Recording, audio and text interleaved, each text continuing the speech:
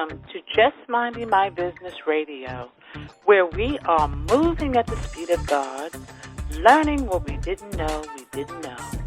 I'm your host, Ida Crawford. And I'm your co-host, Ruth Haskins.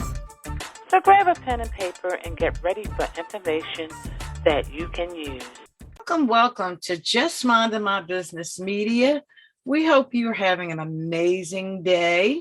Today, we are so excited to bring John W. Crane, who is a member of the National Association of Insurance and Financial Advisors and has received top honors from the Premier Association of Financial Professionals, MDRT. And what does that stand for, John? Sure. That stands for the $1 Million Roundtable. And I'm just going to let John just come on in and tell us a little bit more about who he is. So welcome, John, to the show. Thank you so much. I appreciate it. My career, I've spent 20 years as a financial advisor. It was actually 20 years this past December. And people ask me, who's your ideal client? I said, nice families. I really want to support nice families, help them with their money decisions, and help them build and protect their wealth. I'm located outside of Washington, D.C., and I'm affiliated with Guardian Life and Park Avenue Securities, but my business name is Crane Financial. Why is traditional budgeting failing for Americans? Over the past 20 years of working with clients, one of the main topics that's constantly coming up is, budgeting, managing cash flow. And about 3 years ago, I was introduced to this very simple spreadsheet, and I worked with it, made it my own, used it in client meetings. And over those 3 years, I developed this thing, and I just called it the one number budget. And last year I decided to, that little spreadsheet, it's somewhat silly, but that the simplicity of it, but that was the one thing that seemed to give the greatest amount of value to my clients. And so I decided to write a book around it so that I could share it with a much broader audience. So to your question, Ida, about what's wrong with traditional budgeting, there's a number of things. The first one is that, and I don't know if you've noticed this, I've certainly noticed it in my life, that no one month looks like last month or looks like the next month. Absolutely. So my clients would struggle because they come up with the perfect budget, and hanging on the refrigerator, they're all excited about it. And then the very next month, the dishwasher goes, and maybe they had some unexpected travel or something, and they blew their budget. And so, for that month, they get an F, it's like they failed. Right. And then maybe the next month that happens again in different categories. And just human nature is such that, if you're engaged in something that makes you feel bad about yourself, you'll probably stop doing it. And so that's one of the main reasons why budgeting fails. In addition to that, just the aspect of traditional budgeting itself, of setting all those categories and reviewing it, and it's kind of tedious. It's somewhat parental in design. Even though there may not be somebody sitting there waggling their finger at you, telling you that you're bad, you kind of feel that way. So those are just like the main things I would share, that why people struggle with the traditional budgeting method, and ultimately they don't use it. You hit it right on the nose. And today, with everything going up, it is really difficult to try to keep a budget. Yeah, so right. Before all of this, it was failing because stuff happens. Right. The car breaks down. Like you said, the dishwasher go up, things happen. Right. The view that I have taken, and I include this in the book, in addition to helping folks manage their money on a monthly basis, the traditional budget typically only focuses on a 30-day time period. Right. And that leaves the rest of your life kind of open. And the traditional budget kind of reinforces, as long as there's a little bit more money than month, I'm good, I'm okay. But the savings aspect is kind of left out of traditional budgeting. And when it's not left out, people tend to find themselves in a position, if they find themselves in the position where they're a little bit short that month, where are they stealing from? Are they going to call the mortgage company and say, hey, you know what, you're going to get a few $100s less this month because it was kind of a tough month at the Crane household? Like, no, it's you're going to steal from the savings bucket. And one of the priorities that I put into this little spreadsheet is that savings is coming right off the top first. Yes, absolutely. And just so everybody is aware, John is the author of the book, The One Number Budget: Why Traditional Budgets Fail and What to Do About it. Wow. Yeah, because they definitely don't work. Even though we don't talk about it, we live in it. We are. Yeah. No, most definitely, Ida. We're definitely living it. And the statistics really prove out that whatever method of budgeting that's most prolific in America is failing, because if you look at the median income in the United States of America for households is roughly $70,000. Mm-hmm. So you've got this median income of 70,000, and then you look at the demographic of age 55 to 64, people that are in that red zone getting ready to retire. The median net worth is $215,000. And so you're just not, if people that are in that situation, like they're not going to be able to retire at anywhere near the level that they are living while they had a paycheck. Oh, yeah. And so what that's telling me is that the traditional budgeting methods and savings plans and things like that, the cash flow management is just largely broken in America. And part of me writing this book is I'm hopeful that I can put a dent in that by just showing folks, like, here's an alternative way. I'm not saying that my way should be everybody's way, but here's another way, just that maybe it might work better for you. And the work that I've done with my clients, I seem to get better results doing it that way, as opposed to having a detailed budget that you're trying to follow every single month and update, and it's just too much. Yeah, and it's just time, it's time spent, with it, because in order for it to work, you got to do something, right. And then, like you said, you feel some kind of way when you don't achieve that goal. You do. And just along that same lines, Ida, something that really frustrates me as an advisor is budget shaming. There seems to be a lot of that, especially like the talking heads on TV, and people call into a show and they're like, "What? Well, why did you buy that? Like, clearly you can't afford it," and the finger waggling. That's just not helpful. But people are trained, they're trained to expect that. And a lot of times early in my career, especially, I'd hear from clients like, well, I didn't want to come in to see you until I got my cash flow cleaned up. And I'm like, okay, but like, I actually can help you with that. But what they're telling me is they're worried about being judged. Yes. And so when I take all of the detail, the 30 to 40 categories of spending out of the picture, that I don't see that, and we work with a simple spreadsheet, now we can actually just have a very simple conversation. And now it's more about empowerment and helping them achieve a goal, as opposed to like, well, wait a minute, what about restaurants? Like, why are you like that's what they're worried about, and that's not what I'm about. And it gets in the way of me helping people. Yes, because money is very psychology behind it. When you talk about money, you're dealing with emotions, you're dealing with a whole, and then what their thoughts are around money. You're dealing with, their upbringing around money. So it's a lot of variables involved with money. Yeah. And you've got to deal with those pieces. You got to know your client to understand, okay, well, they came up in a family where, money was tight. Right. So it's a different approach. And they brought that behavior from their childhood into their adulthood, and how they handle money. Retirement. Let's talk about that. So how do you work with people around that scenario? People that are ready to retire? Well, in terms of helping folks that are just getting ready to retire, the key to the big picture, right, over someone's lifetime is the cash flow management piece.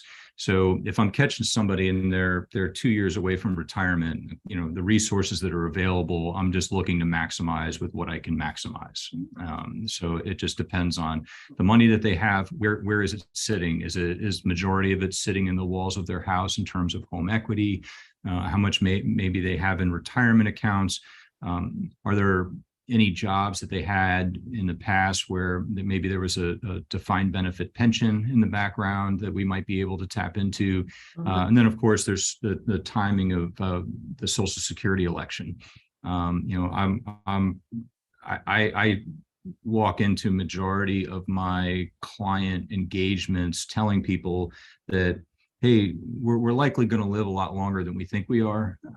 So delaying that Social Security decision helps you in that it's going to give you the maximum payout, which will then benefit you over the long term, as opposed to taking the earlier version where it's not going to be as much. Because all those increases are going to be calculated off a bigger number if you wait. Right. But for the folks that are in an earlier stage of life, I talk about this in a chapter entitled Lifetime Cash Flow. And I describe, for the sake of the conversation, if you think about a lifetime as 90 years and you break it into thirds. So the initial 30 years, then they got the middle 30, and then you've got the final 30. Right. So the initial 30, that's for a lot of folks, I'm not even going to talk about that from the standpoint that our parents pretty much pay for that, for the majority of it, right? Yeah. So then we've got the middle 30, and then the final 30 is obviously retirement. So the middle 30 is where you earn the money that pays for life during the middle 30 and the final 30. To say it another way, that middle 30 has to pay for 60 years of living. Wow. And so when folks are having this conversation about retirement planning and, how much should I be saving, it's got to be in the context of those 60 years, because at some point in that middle 30 or a little bit past the middle 30, you will receive your last paycheck. And after that paycheck, there aren't going to be any more.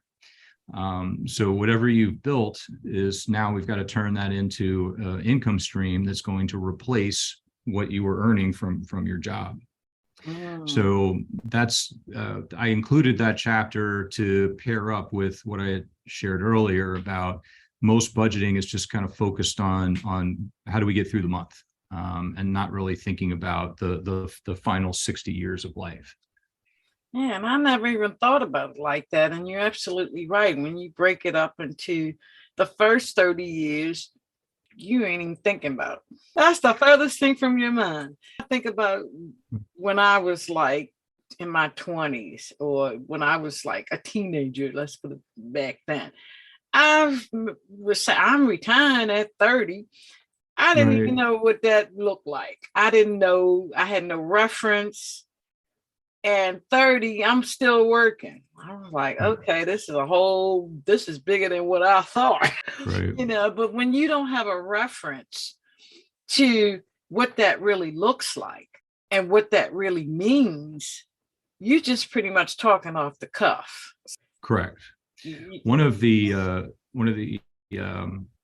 guess the benefits that I would offer with folks using the one number budget spreadsheet is that it gives you a framework to kind of get a sense of what your standard of living should be. If I'm taking this concept of the middle 30 and the final 30, and the middle 30 has to generate all the money for the final 60 years of living, then that savings percentage, we got to pull some off the top, because that's for our future self. Right. And then it works through, the tax calculation, because you may have noticed the IRS is going to come and take it anyway. Right. And then that gets us down to what's available for lifestyle on an annual basis. And then we divide that by 12 to get us to a monthly number.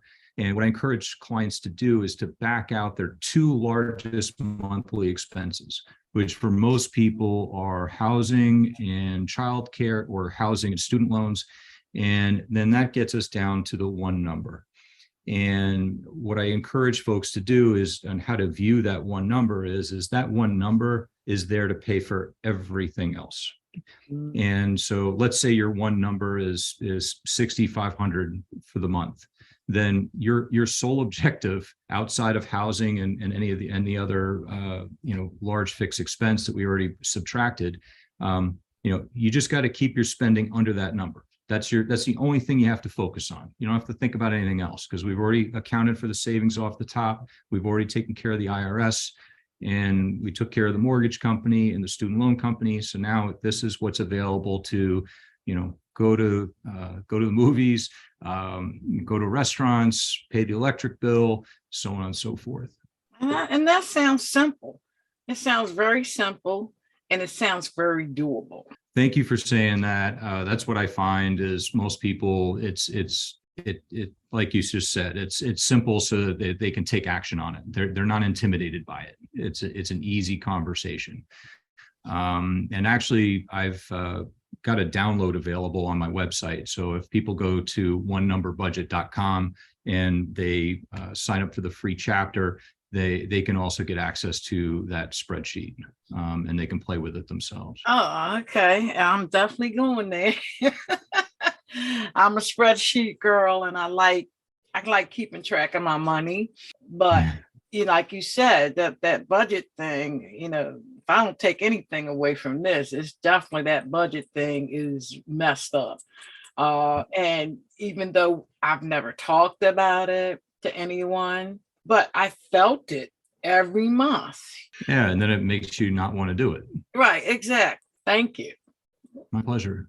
Thank you, because now I can think about everything differently. Now, people that are going into the retirement mode, like things you said, I'm trying to wait until the very last minute so that I can get every nickel I can get from the retirement piece to go along with everything else that I've allocated for old age, you know what I mean?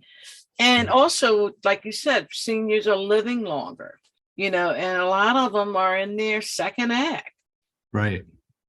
Seniors aren't like they used to be. You retire and you just sit home and wait. We're very active. We're doing a lot of different things. We're taking our golden years, so to speak, and using them to produce income and to do other things. So that's another, plus for today's senior getting ready to retire, because we in our second act now. Oh, without a doubt, Ida, I see that a lot. If you think about the traditional corporate model that existed in the 60s and 70s and the 80s, people would sit at a desk or do whatever their career was. And you think about, for 30 years, they were at the same company, and then they build in themselves this great, knowledgeable employee. They're like, well, how do we do X, Y, and Z? I don't know. Ask John. He's been here for 30 years. And then he retires. And then like all of that knowledge and everything just walks out of the corporation. And back in the 60s, 70s, and 80s, there really wasn't a way to do anything with that knowledge. You just, as you described, you go sit in the Barca lounger and that's it. Right. But now with the advent of internet technology and podcasts, and look at the business that you've built, people are able to take what they learned from the first act and take the best parts of it, the things they enjoy the most, and then go apply that to the world. It's a great opportunity that didn't exist a few decades ago. Absolutely. Absolutely. And everything has changed. I was just listening to the news, and there's some chatter about cutting Social Security, and me and my girlfriend was talking about it, and it was like, I know they don't want all these wheelchairs on the White House, but the thing of it is, everything is very volatile right now. You just don't know what's going to happen from minute to minute, from day to day. And people are worried about their finances. With working with you and getting your book, how can you ease that stress of worrying about money? Sure. The best place that the worry can start to be dissipated is through getting clarity. A lot of times it's what people don't know. And when you think about all things financial that we have as human beings living in America, there are so many financial instruments that we have. We've got car insurance, homeowners insurance, mortgages, credit cards, savings accounts, investment accounts, retirement accounts. And it just goes on and on and on. And even if you have it in a drawer and it's all nicely filed and it's all very organized, you still don't really know what you have because you can't see it. So when I work with clients, the very first thing that I'm really helping them with is getting financially organized using the planning software that we use called the Living Balance Sheet, and just being able to show them a picture of all their financial life in one place. And then we can start having the more detailed conversations about, what this might mean for your retirement plans or any other plans that you might have. But to answer your question succinctly, it's just giving clarity to the client so that they know what they've got and what it means to them. Yes, absolutely. Clarity is king. When you can see things, clearly, you feel more control over the situation. Let's talk about psychology. What's the pitfalls around that? Oh my gosh. Well, I think this is a great segue from the last thing we were talking about in terms of clarity.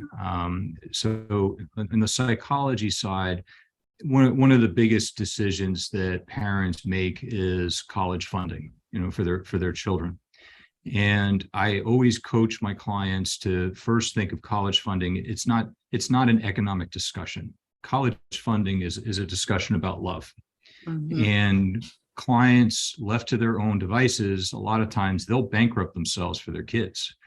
And I've heard this in my office where parents, they come in and they're like, and the decision's already been made. I wasn't brought in. The decision's already been made. They said, well,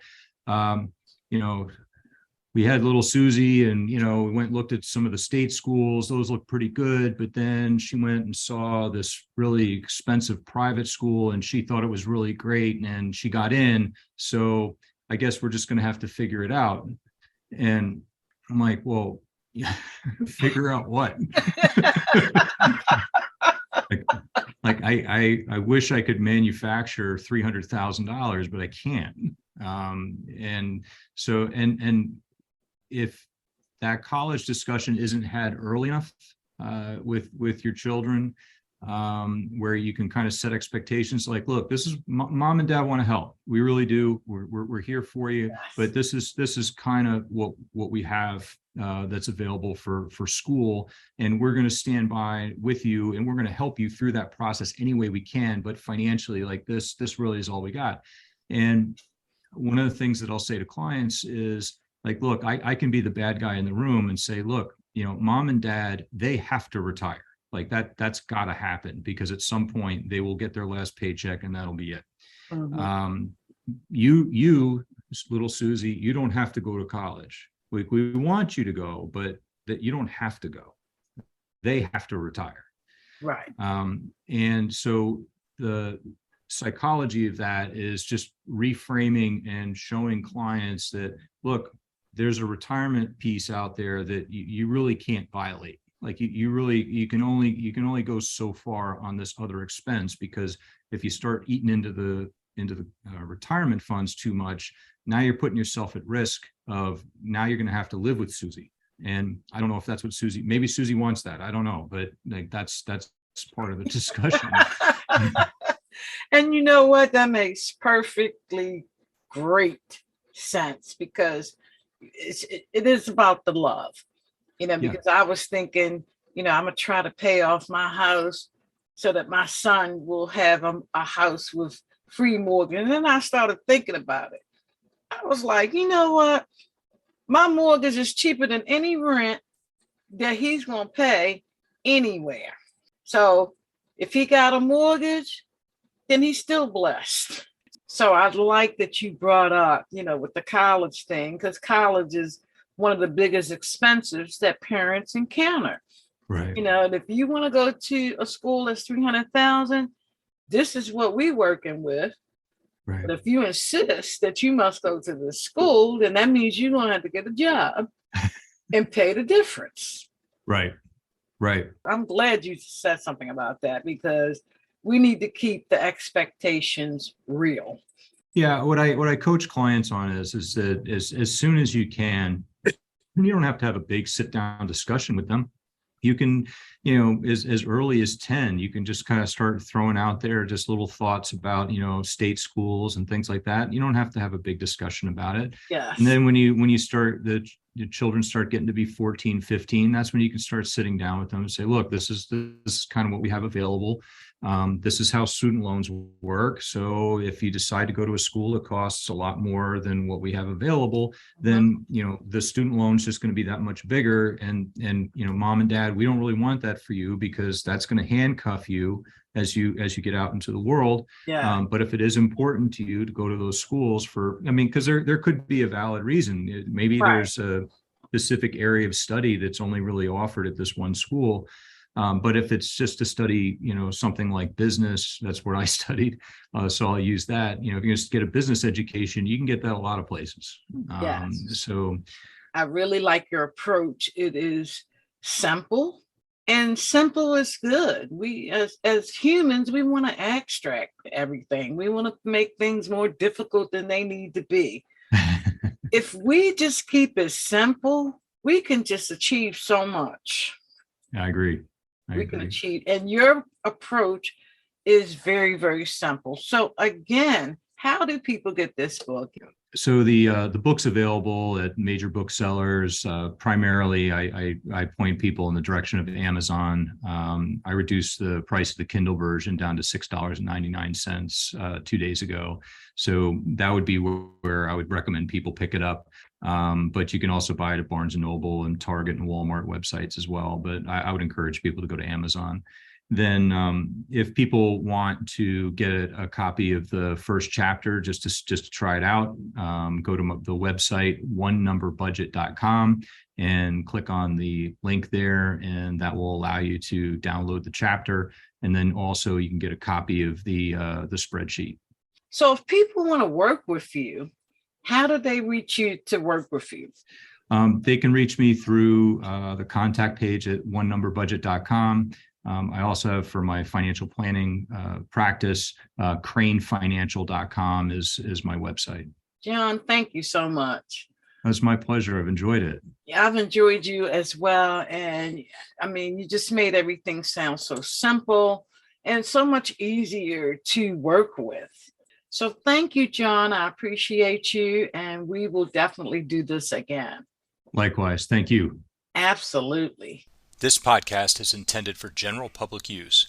By providing this content, Park Avenue Securities, LLC, and your financial representative are not undertaking to provide investment advice or make recommendation for a specific individual or situation, or to otherwise act in a fiduciary capacity.